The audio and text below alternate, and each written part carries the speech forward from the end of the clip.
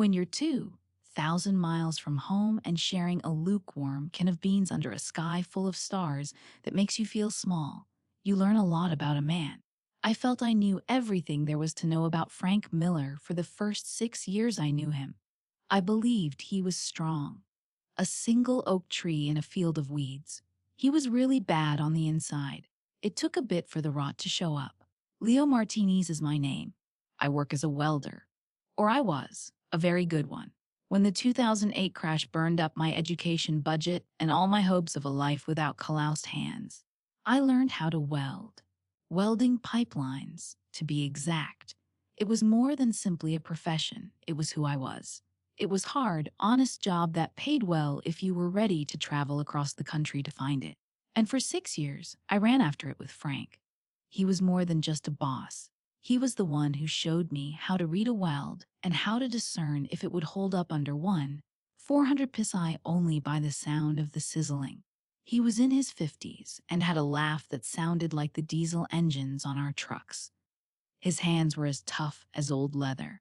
He owned a small business with only a few people, and we were a close-knit group that felt more like family than a job.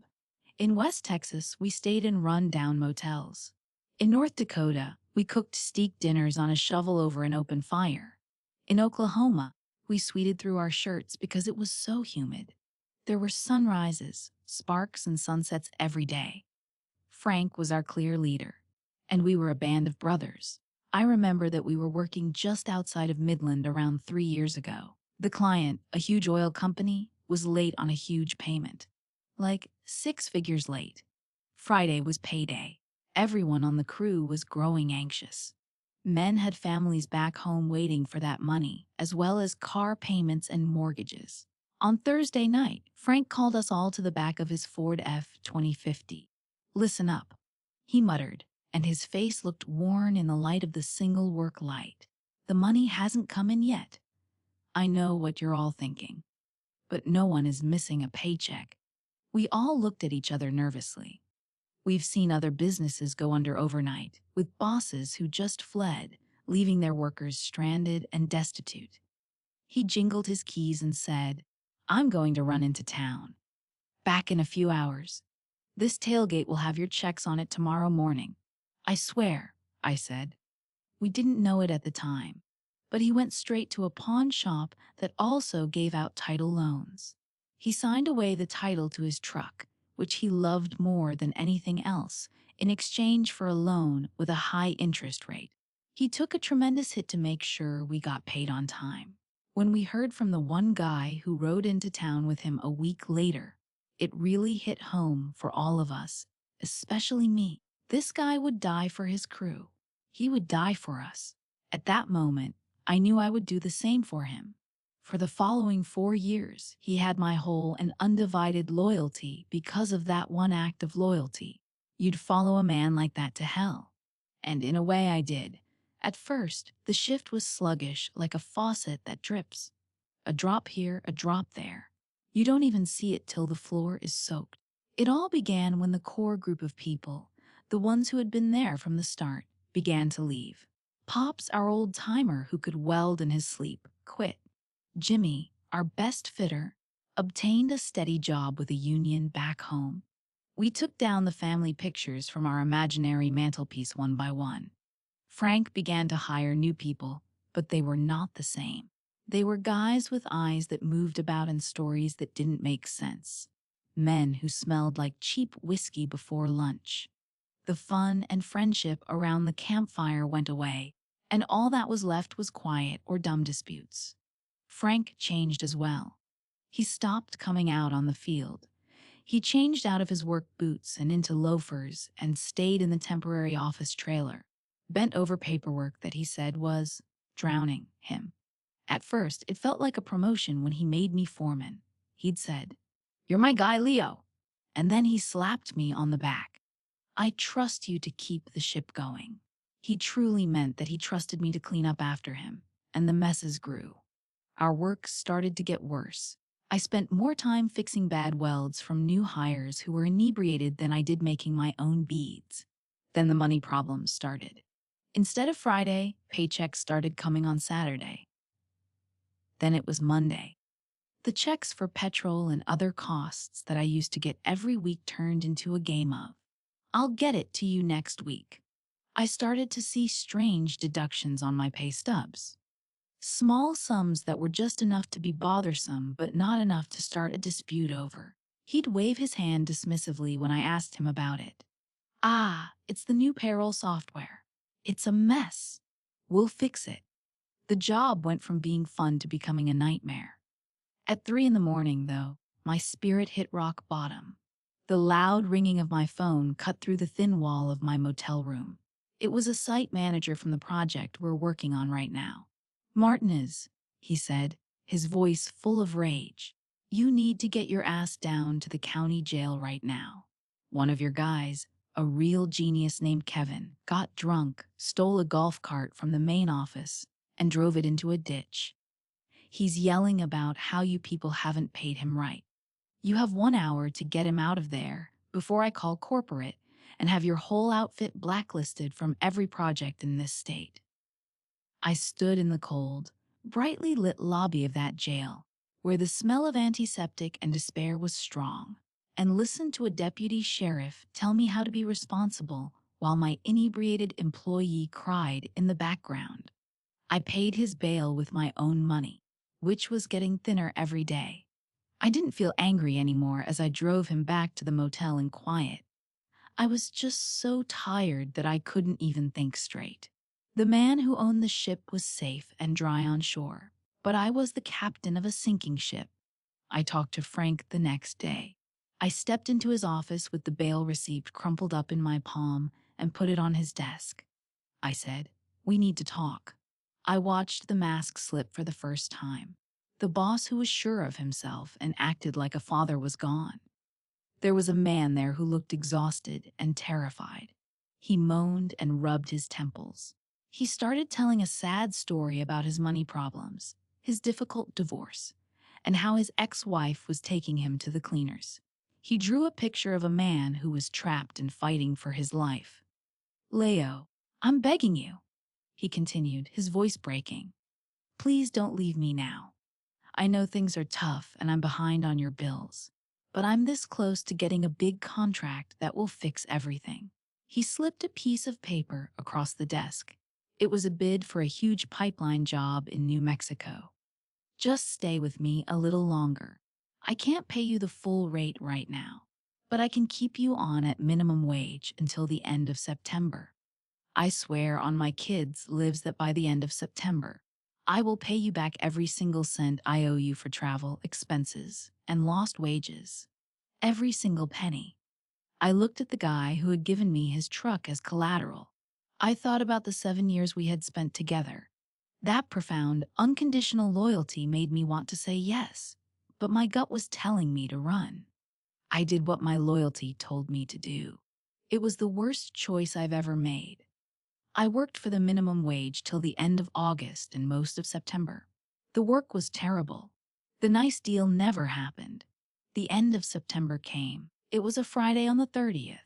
I waited all day for a phone call, a text, or anything. No sound. I called him. Straight to voicemail. I called his work. No response. That night I drove by his house. It was nighttime. A neighbor who was watering her grass told me that Frank and his new girlfriend had left for a 2-week trip to Europe that morning. He didn't just forget. He had thought it through. He lied to my face and then left the country to avoid the consequences. The treachery was so obvious and so cold that it made me feel numb. The next Monday, I was back at work, fixing yet another mistake made by one of the new men. A strong clamp on a piece of tubing hadn't been put on correctly. I was standing on a scaffold and twisting it when the metal screamed. The whole part, which was around 1,000 pounds of steel, moved. I lost my balance. I recall the feeling of falling, the horrible crunch, and then the white-hot, blinding pain that rushed up from my ankle and took over my whole universe. I woke up in a hospital room. A doctor with a sad, sympathetic face told me I had a trimalleolar fracture. In simple terms, I had broken my ankle in 3 distinct locations. He said, "You were lucky you didn't lose the foot. You'll need surgery, pins and plates, You'll need at least a year to heal. You'll have a limp for the rest of your life. Your career as a pipeline welder is over. The words hurt me more than the ground did. It meant death. In a moment, everything that made me who I was, my job, and everything else I had worked for was gone. But the true nightmare was just starting. The calls kept coming in the days after. First, the billing department at the hospital. The next stop is the surgeon's office. Anesthesiology. The therapist for the body. The bills stacked up on my nightstand, a sign of how bad my finances were. I had a tiny bit of money saved up, but it was going away like a puddle in the Texas heat. I called Frank. Voicemail. I sent him a text. No answer. I left frantic, urgent messages. Nothing. I told the hospital managers what was going on with me. They told me not to worry because it was a work-related injury and my employer's workers' compensation insurance would cover everything. They just needed the policy number. I kept calling Frank's office. Finally, a girl who sounded like she was only 19 answered the phone. I told them who I was and what occurred. She put me on hold. She came back on the line 10 minutes later. She said in a practiced, robotic voice, "Mr. Miller is not available. The company has no record of a workers' compensation claim being filed on your behalf. They said in response to your question." "What? That's not possible," I muttered. "He has to have it because it's the law." "Sir, I can only tell you what's on my screen." I hung up and my hand was shaking. It didn't make any sense. He needed the insurance. The state made it happen. Then a horrible, dark thought started to form in my head. The government pays the insurance payments to the employer, who is then compelled by law to give that money to the wounded worker. It's a system that works because people trust one another. He wouldn't. He couldn't. For the next 2 days, I made calls. I called the Workers' Compensation Board for the state. I told them my name, social security number, and the name of Frank's business. A woman who sounded tired got back on the line after a long wait. "Yes, Mr. Martins, I have your file here," she said. "Your accident happened on a Monday. The next day, a claim was filed. 3 weeks ago, the first payment for medical bills and lost wages was approved and sent to your employer's business account." The phone slipped out of my hand and hit the floor. I couldn't breathe anymore. He didn't just forget about me. He didn't just leave me. He had stolen the money that was meant to help me get my body and life back together on purpose. He looked at me, broken and handicapped, and saw one final chance to get a few more dollars out of me before throwing me away. It wasn't just about the cash anymore. It was about the complete and total breach of trust. He had stolen my loyalty, my sweat, my blood, and my broken bones and turned them into money. He was using the pieces of my life to build his new one. As I lay on that antiseptic hospital bed, the constant beep of the heart monitor made me feel hopeless. Something inside me shattered, or it could have been fake. The angry, burning wrath turned into something hard, cold, and heavy. The sadness changed into a quiet, cold determination. I didn't have any money. I couldn't do anything. I was by myself. Calling, asking, and begging didn't work. Frank had made his decision. He had made up his mind to kill me. So, I made a decision. My gaze moved from the stack of medical bills to the corner of my modest flat, where there was a single filing cabinet with 4 drawers. It didn't look like much, just a cheap metal box. But inside there was everything that had happened between me and Frank Miller. I had preserved everything for 7 years, but I couldn't even fully explain why. Every pay stub, with its fake deductions. Every bill he had never paid. Every email he sent me that promised me money that never came. Copies of agreements. Logs of work. A detailed, 7-year paper trail of everything he did. At that point, I knew my weapon wouldn't be a fist or a threat. His own negligence was my weapon. His own greed. He believed the welder was stupid. He was going to find out that I was a great record keeper. My promise of retaliation wasn't a scream. It was a quiet voice in the dark.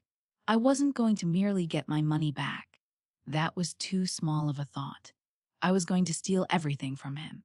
His business, His name, his future. He thought he could deceive the system, but I was going to use it to systematically, legally, and without mercy tear his whole world apart. He took everything from me. I was going to make sure he ended up the same way. The process would take a long time. It would hurt, but it would be complete. In a word, it would be due.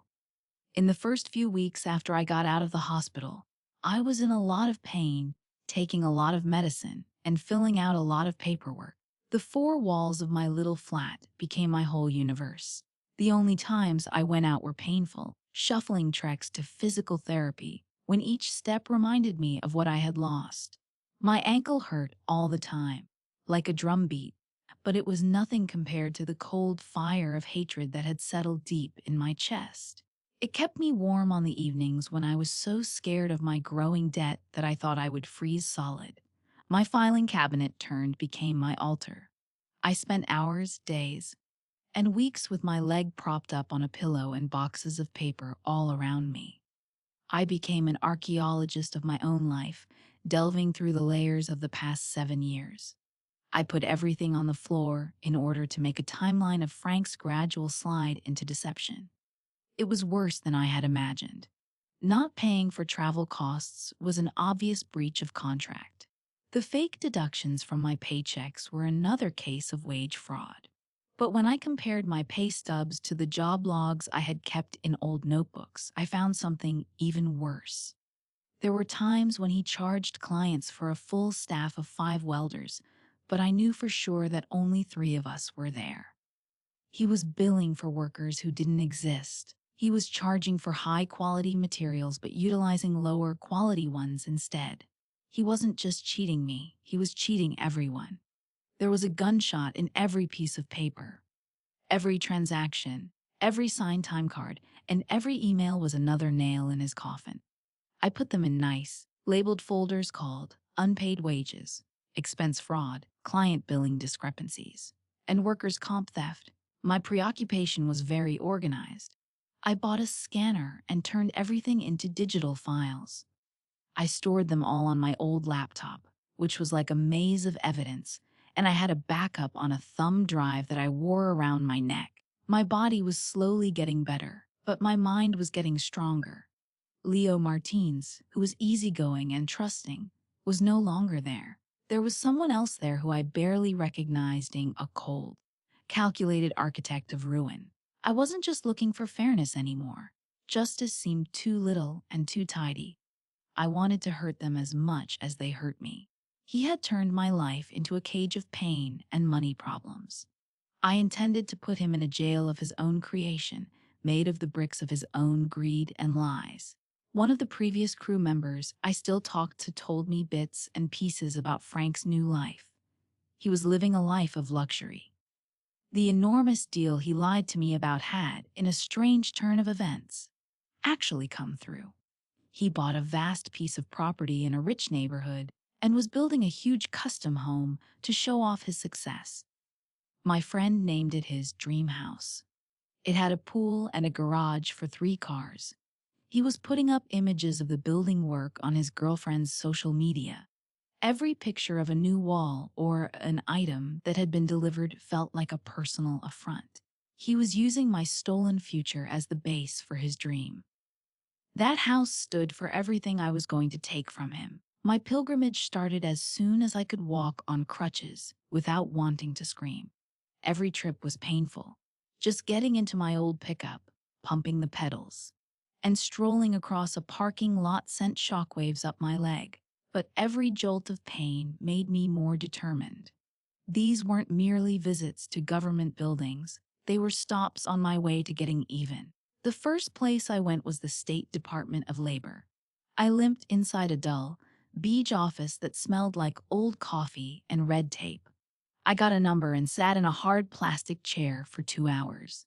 When my number was finally called, I spoke to a woman who looked fatigued behind a plexiglass barrier. I didn't scream or swear. I talked in a calm and quiet way. I gave her the large folder headed Wage and Hour Division. Inside was a carefully ordered set of pay stubs, bank records, and a spreadsheet I had made that showed, down to the penny, More than $50,000 in stolen salaries, unpaid overtime, and false deductions. I showed her the email where Frank said he would pay me, and the proof that he had left the country instead. She studied the papers, and her face went from bored to focused. She hit the spreadsheet with her pen. "This is very thorough, Mr. Martins," she remarked. "We will start an investigation right away." One is down. The IRS was my next stop. This was the most important one. It took me weeks to get an appointment. I took that time to get ready. I looked more closely at the papers and the company itself. I learned that he wasn't just cheating clients by giving me cash for overtime and making up fake staff. He was also doing huge tax fraud. He was presumably writing off all sorts of personal indulgences as business expenses, not paying payroll taxes, and reporting less income than he actually had. When I walked into the federal building, I felt an odd mix of fear and excitement. I was a little fish swimming into a tank full with sharks. But I had the hook. I sat down with Mr. Davies, an agent with a serious countenance who seemed like he hadn't smiled since the Carter era. I showed him proof of my personal stolen wages and proof of the bigger pattern of fraud. I told him the names of the clients Frank overcharged and the supply firms where he got inexpensive goods. I gave him everything I had. Mr. Davies didn't say much. He only listened and wrote down a few things on a yellow legal pad. He stared at me over the top of his glasses after I was done. "Mr. Martinez," he began in a flat, emotionless voice. "It's a crime to give false information to a federal agent," I said.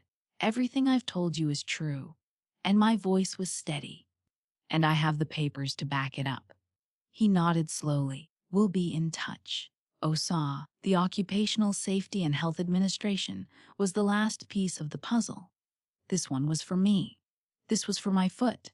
I wrote a long report about the accident, but it wasn't all I did. Since the good staff left, I wrote down every safety infraction I had seen in the prior 2 years. The broken tools we had to utilize.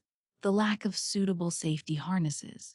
The time a new guy almost chopped his leg off with a grinder because Frank didn't get the right safety protections. I painted a picture of a job site that was a ticking time bomb, run by a boss who cared more about making money than the safety of his workers. And then I just sat there. The quiet was the worst part. Months moved into weeks. I got a low-paying desk job at a shipping firm performing data entry. It was boring, but it paid the bills. I went to get physical treatment. I learned how to walk with my new, permanent limp. My existence was calm and drab. There were times when I almost believed it was all a dream and that Frank had gotten away with it. I'd see a photo of his ridiculous fantasy house online, which was almost done, and the anger would flood back. I just have to have faith in the process.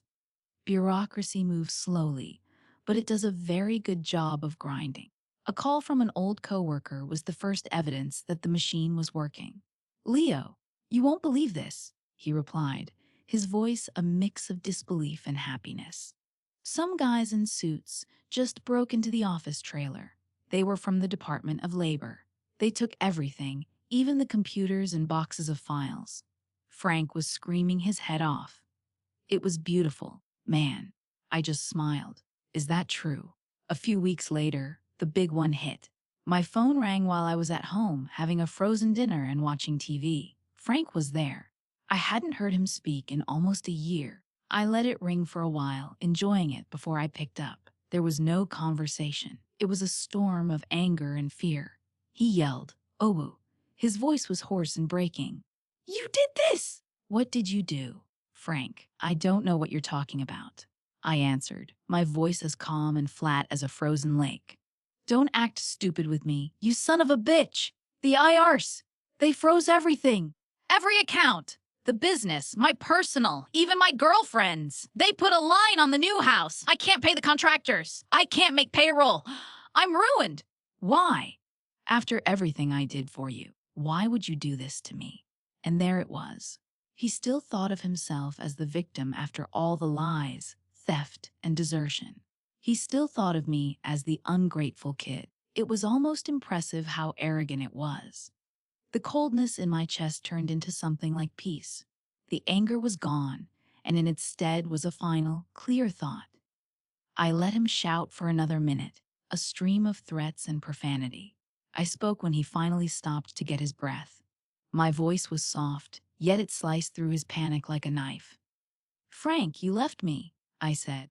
"You left me in a hospital bed with broken bones while you went on vacation. You took my insurance money.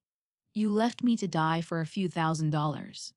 I stopped and let the silence fill the room. "You're not a boss, a friend, or a father. You're a rat that got caught in a trap you made yourself." "Leo, please," he whined, his fury gone and replaced by sad, desperate begging. "I swear I can pay you. I swear I'll pay you everything," I said. "Frank, it's too late for that. This isn't about the money anymore. It never was." Then I struck the ultimate blow. I told him, "You should probably talk to your lawyer. I've been talking to mine." After that, I hung up. I banned his number, switched off my phone, and for the first time in a year, I slept all night. The result was not one big explosion, but a steady, merciless annihilation. I watched from a distance as Frank's life fell apart, piece by piece, and I was a quiet witness to the carnage I had caused. The first thing that happened was the Department of Labor's investigation. They slapped him with huge fines for stealing wages and breaking the law. So big that they put the company out of business overnight. The company we had founded together, Miller Welding, was no longer in business. There was an auction for the trucks. They sold the equipment for a tiny amount of money. Then OSHA made their decision.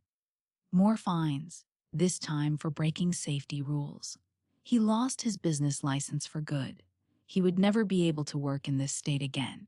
But the IRS was the one that really killed it. An audit is like a gradual, invasive disease.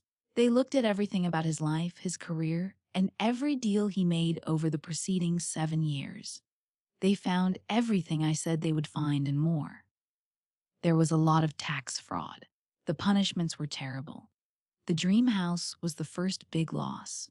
He couldn't pay the builders or the bank since his assets were blocked and his income was gone. The building stopped. It remained there for months, an empty shell of his dreams, open to the wind and weather. Finally, a notice of foreclosure was put on the front door. The government took the money right away to pay off a little part of his tax burden, when it was sold at auction for a small fraction of its value. Suddenly, the pictures of his wonderful life on social media stopped. I heard through the grapevine that his girlfriend broke up with him. She was gone, and so was the money.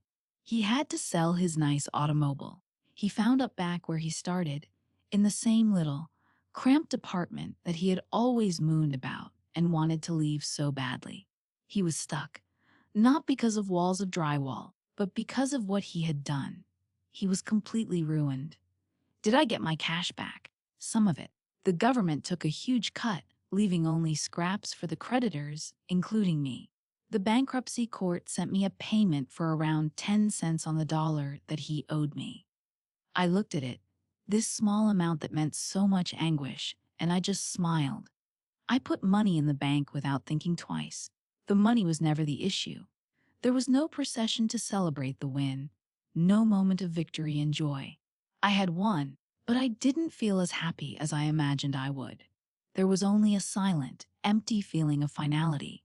The fire of revenge that had burnt me for so long had gone out, leaving behind a landscape of ash. I had done what I set out to do. I had taken everything from him, but the trip had altered me. There was a lot of paperwork, and I couldn't find the trustworthy, loyal man I used to be. I was more cynical and tough now. I always had a squint of doubt when I looked at the world. That was the cost of my justice. I think about the man I used to be and the man I am now. I know the retaliation was necessary. It was a matter of life and death to get back a bit of my soul that he had tried to take from me. But it cost something. He tried to take my leg, so I grabbed everything he had. It wasn't a tooth for a tooth. It was a head for a tooth. It was nasty, unfair, and complete. It had to happen. There isn't much going on in my life right now. The limp is a part of me and reminds me every day of the betrayal and the fight that came after.